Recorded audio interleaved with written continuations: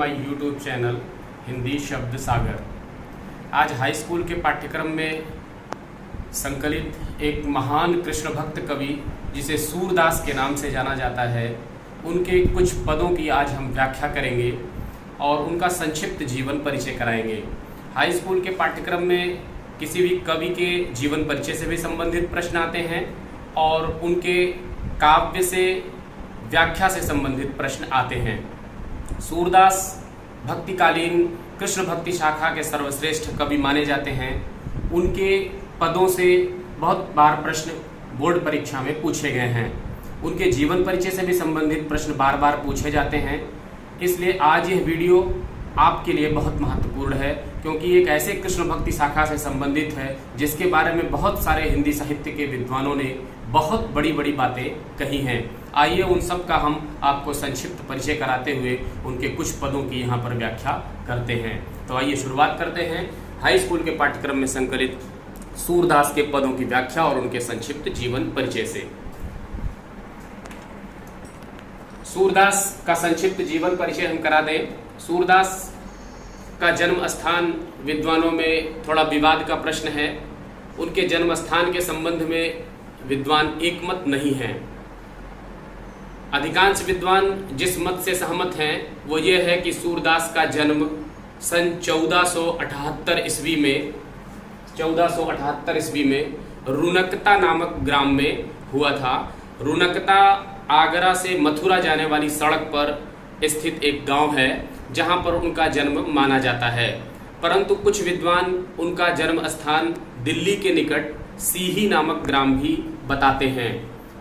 उनकी मृत्यु के संदर्भ में विद्वान कहते हैं कि उनकी मृत्यु गोवर्धन पर्वत के निकट पारसौली नामक ग्राम में सन 1583 ईस्वी में हुई थी।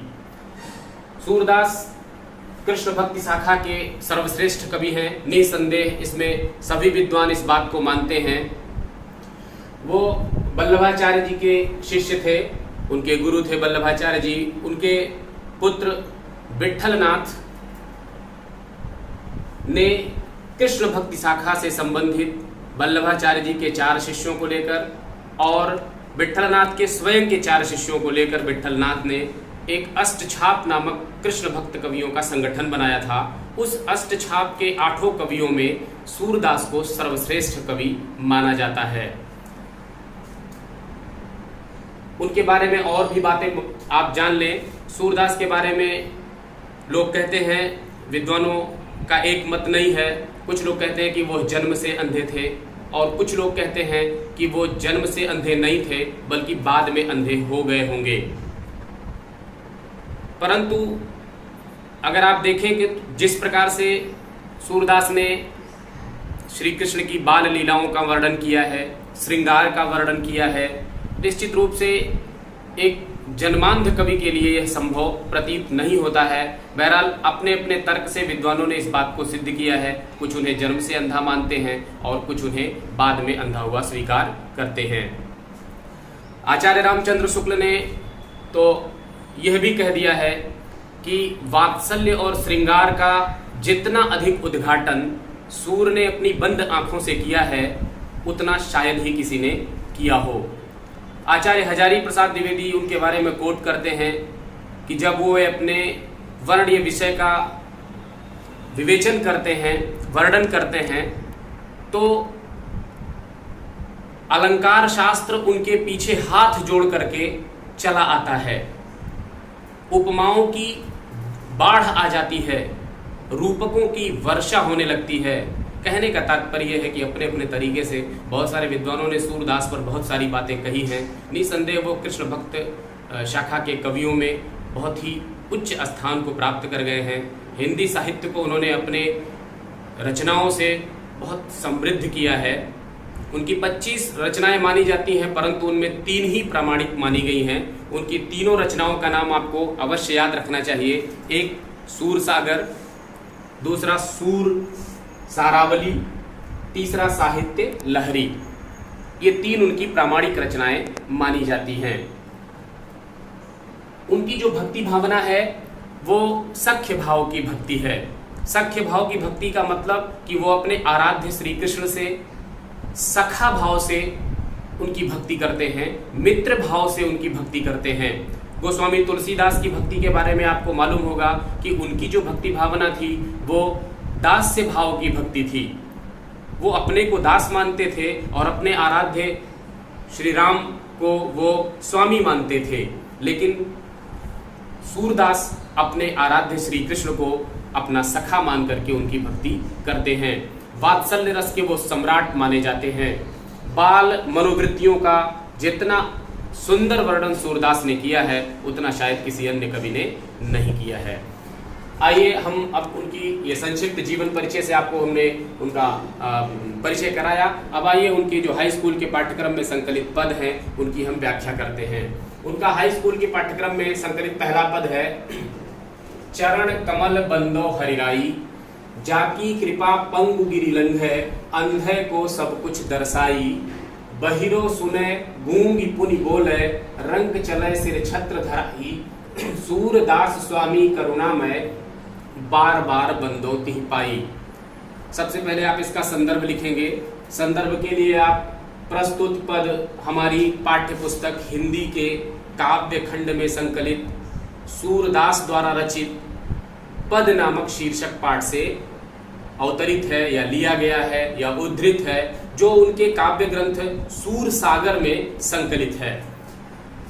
अब यहाँ पर इसका प्रसंग, इसके जो मुख्य इसकी जो थीम है जिसके बारे में उन्होंने लिखा है उसको आप एकाध पंक्ति में दिखा सकते हैं। आप यहाँ पर देखेंगे तो इसका भावार्थ निकल करके जो आता है वो ये है कि सूरदास ने इन पंक्तियों में, इस पद में अपने आराध्य श्री कृष्ण की कमल रूपी चरणों की असीमित महिमा का वर्णन किया है।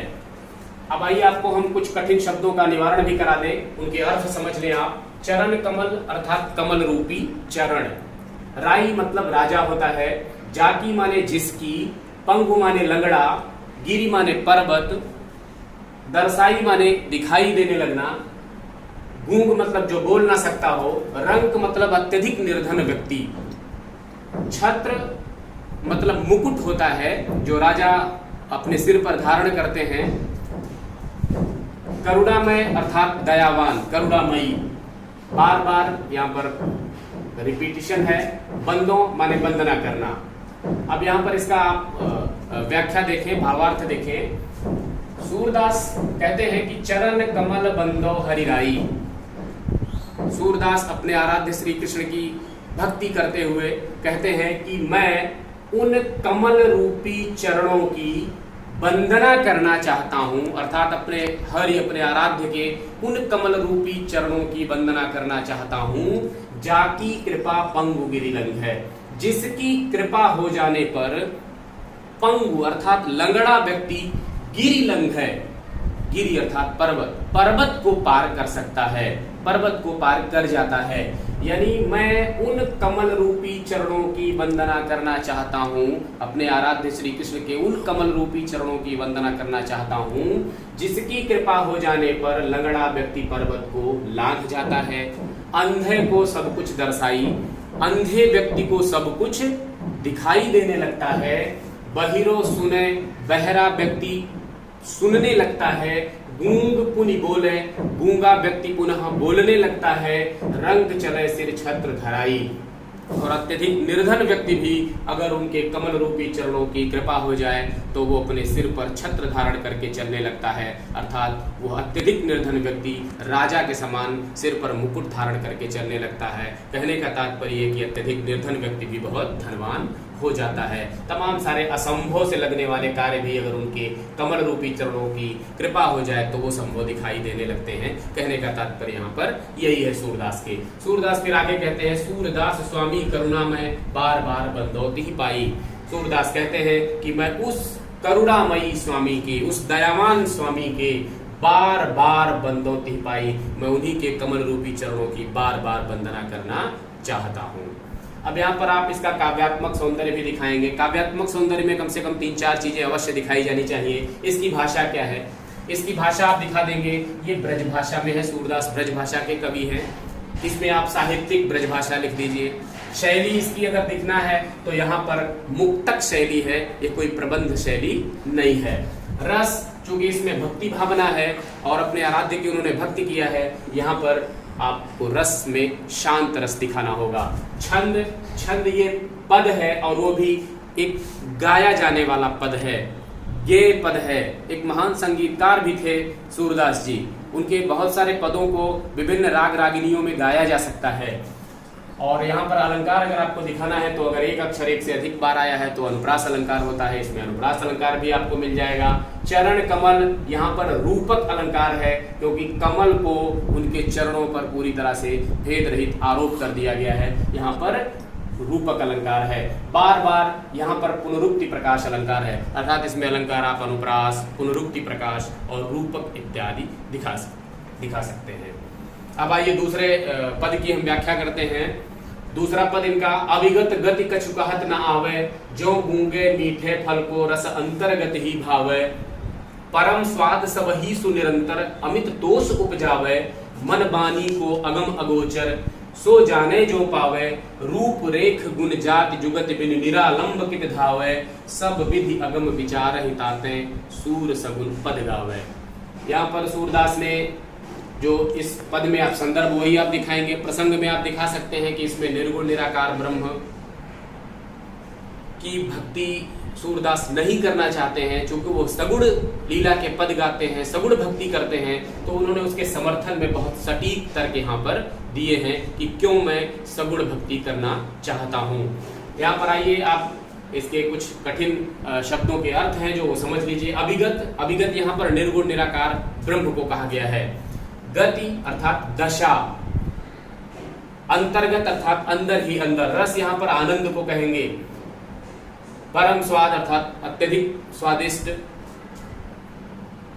मन और बानी, वाणी, यहाँ वाणी को वाणी कहा गया। अगम मतलब जिसके पार ना जाया जा सके, अगोचर माने जो दिखाई ना दे। गुण यहाँ पर गुण को कहा गया है। जुगति, जुगति अर्थात युक्ति, युक्ति मतलब उपाय कह सकते हैं आप, टेक्निक कह सकते हैं। निरालंब मतलब बिना सहारे के, बिनु निरालंब अर्थात जिसका कोई सहारा ना हो, बिना सहारे के। कि धावे, धावे मतलब दौड़े।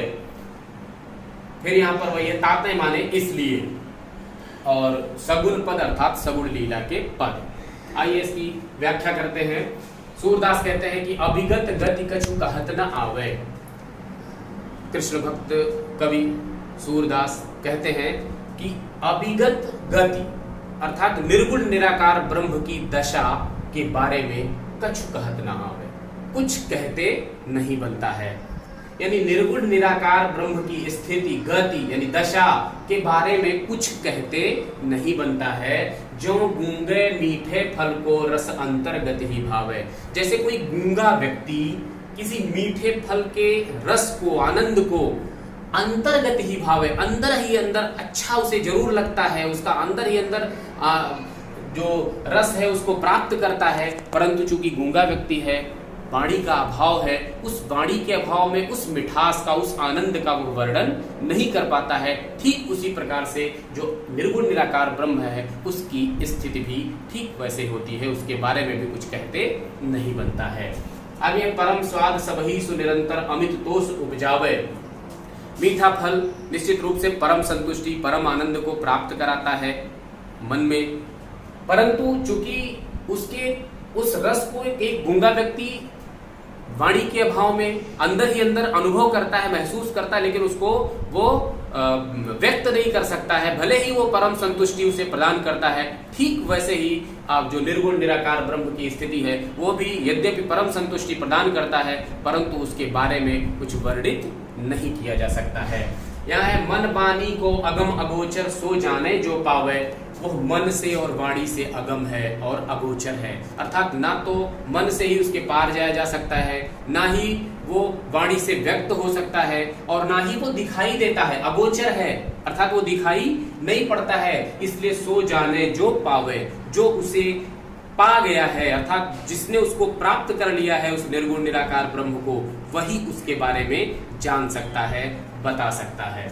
रूप रेख गुण जाति जुगत बिनु निरालंब कित धावे। और जब उसका कोई रूप नहीं है, जब उसकी कोई आकृति नहीं है, जब उसका कोई गुण नहीं है, उसकी कोई जाति नहीं है, और ना ही उसे प्राप्त करने की कोई युक्ति है। जुगति, युक्ति, जब उसे कोई प्राप्त करने का उपाय नहीं है, उसकी कोई युक्ति नहीं है, तो फिर निरालंब कित धावै, बिना सहारे के मैं किधर दौड़ूं। सूरदास कहते हैं कि जब उसका कोई रूप, रेख, गुण, जाति या उसको प्राप्त करने का कोई उपाय नहीं है, तो बिना सहारे के मैं उसे प्राप्त करने के लिए किधर दौड़ूं। आगे कहते हैं कि सब विधि अगम विचार ही ताते सूर सगुन पद गावे। मैंने हर प्रकार से विचार करके देख लिया। सूरदास कहते हैं कि मैंने हर प्रकार से विचार करके देख लिया और उस निर्गुण निराकार ब्रह्म को मैंने अलभ्य पाया, अगम पाया।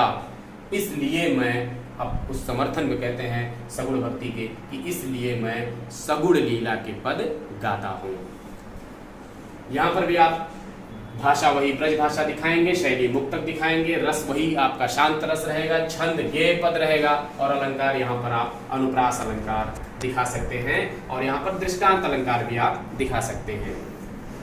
किलकत कान, तीसरा पद जो है, किलकत कान हुडुरवन आवत, मणिमय कनक नंद कै आंगन, बिंब पकड़िबे धावत, कबहु निरख हरि आप छाह को, करसों पकड़न चाहत, किलकी हसत राजत द्वय दतियां, पुनि पुनि तिहि अवगाहत, कनक भूमि पर कर पग छाया, यही उपमा इक राजति, करि करि प्रतिपद प्रतिमनि वसुधा, कमल बैठकी साजति, बाल दशा सुख निरख जसोदा, पुनि पुनि नंद बुलावती, अचरा तरले ढांक सूर्य के प्रभु को दूध पियावत। यहाँ पर उनकी बाल मनोदशा का वर्णन किया गया है, बाल लीला का वर्णन किया गया है। बहुत छोटे हैं उनके आराध्य बाल कृष्ण, सूरदास के आराध्य, और उनकी उस स्थिति का यहाँ पर वर्णन किया है जब वो घुटनों के बल चल रहे हैं।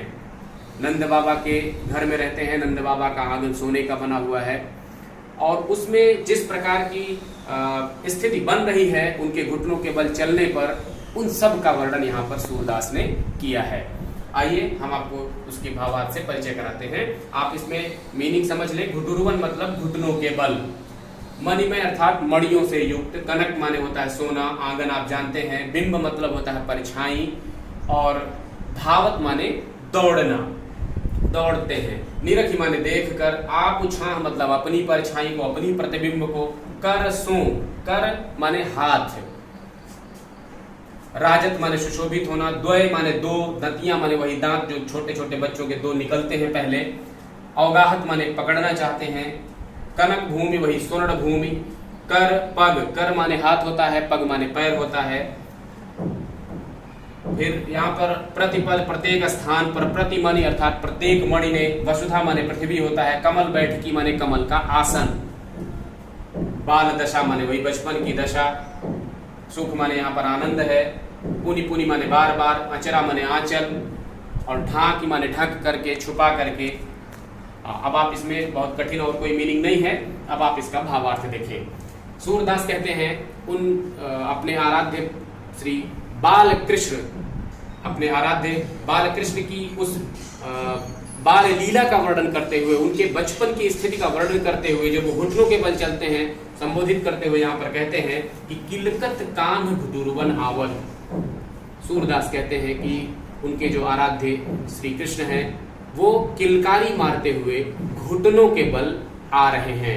कहाँ पर आ रहे हैं? मणिमय कनक नंद के आंगन, जो मणियों से युक्त सोने का नंद बाबा का आंगन है, उसमें वो किलकारी मारते हुए घुटनों के बल आ रहे हैं, और बिंब पकड़ी में धावत, उस सोने के आंगन में जो मणियों से जड़ा हुआ है, उसमें उनकी जो परछाई बन रही है, जो बिंब उनका निकल के आ रहा है, उसी को वो पकड़ना चाहते हैं, दौड़ करके उसी को पकड़ना चाहते हैं। मन फिर है कबहु निरखि हरि आप छाह को, कर सो पकड़न चाहत। कभी वो अपने प्रतिबिंब को उसके सोने की भूमि, जो सोने का आंगन है, उसमें जब देखते हैं तो उसको अपने हाथ से दौड़ करके पकड़ना चाहते हैं।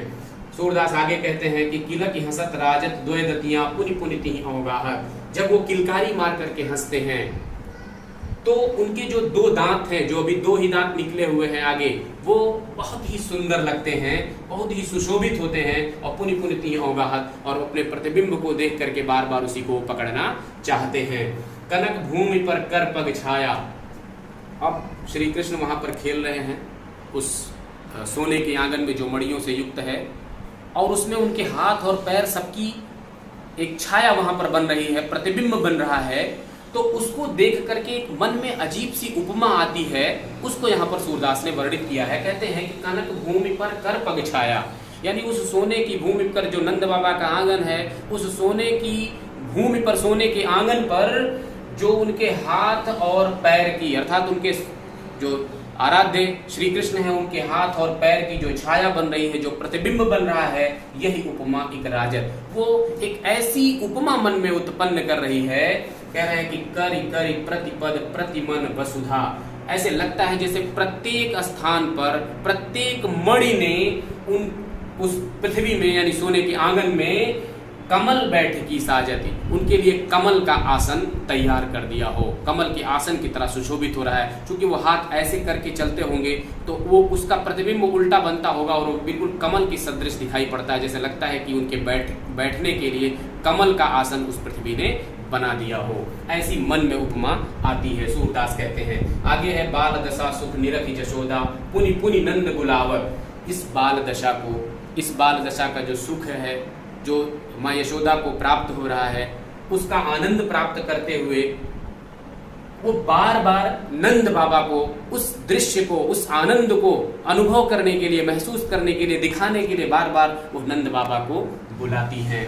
और फिर अचरा तरले ढाक सूर के प्रभु को दूध पियावत। सूरदास कहते हैं कि फिर माँ यशोदा अपने आंचल तले ढक करके अपने पुत्र अर्थात सूरदास के आराध्य श्री कृष्ण को दूध पिलाने लगती हैं।